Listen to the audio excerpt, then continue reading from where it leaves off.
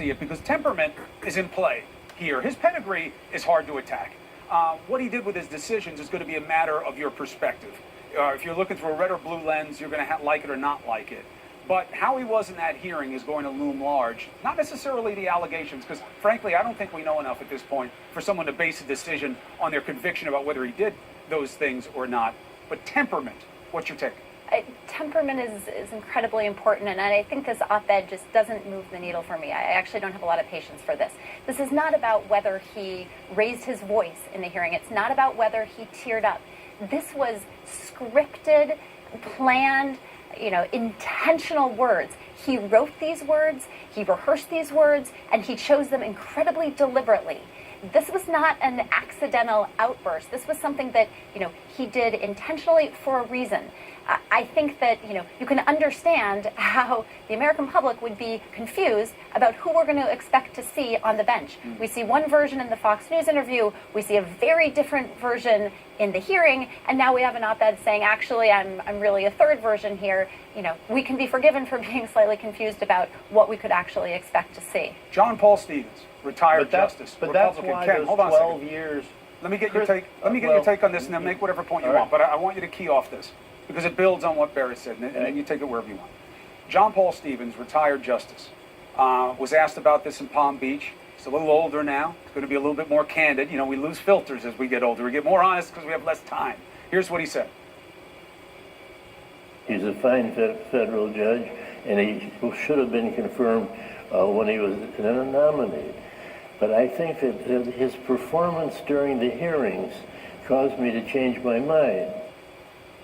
Ken, assess what the justice Well, back said. when Justice Stevens was going through these processes, it wasn't anything like what Judge Kavanaugh underwent. And I don't think he has a perspective that fits the times. And his view, had he dealt with what Judge Kavanaugh dealt with, he may have fought back similarly. And look, I think we're holding against this person because he's a judge and he's up for a higher judicial position, the Supreme Court, that he doesn't get to use the tactic that so many of us use, and that is that the best defense is a good offense. And that's what he did in part of that being statement. assessed for a different And position. I think if I were judging him to be an AG? Yes, as I said. And I think that he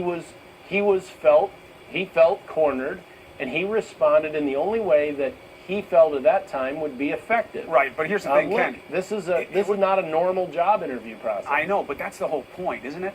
I mean, that poise is empowerment in that position. You know that you're supposed to, in a job interview, act the part that you're looking to get. So you have to assume, seeing how he's supposedly a genius, that he would know that.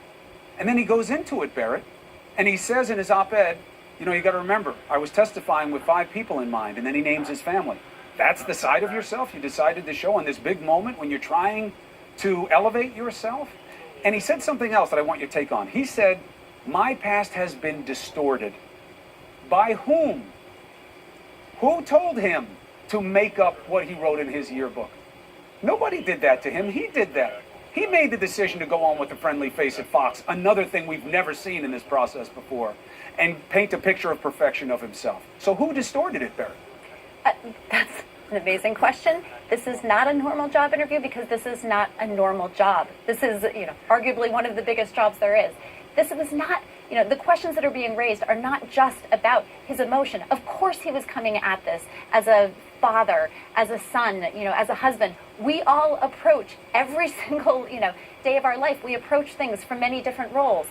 But this was not the time for him to be coming at it that way. And it's not just because he was emotional. People have, pointed out that there were inconsistencies in his testimony with things like his calendars, with his yearbooks, with what other people had said. That's what we should be focusing on here, not, the tone of his voice or whether he teared up. Quite frankly, that's irrelevant. It does make him human. I'll give him that. But, we need to focus more on the substance of what he was actually saying and the potential, discrepancies in what he was testifying. Look, and he's banking that the senators will really put all of it aside and look at him on the bench and look at his reputation and really try to null all this out and say, we don't know enough, I'm going to go on what I do know, and he'll get through. Frankly, I would be surprised if he's not confirmed. But Barrett Berger, Ken Cuccinelli, You helped the audience tonight. You made smart arguments, and thank you for that. Thanks.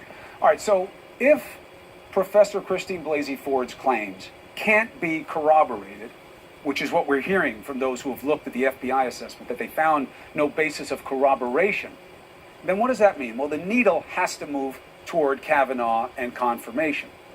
But then you can have a secondary analysis as of, well, how could they have corroborated? Did they have the time?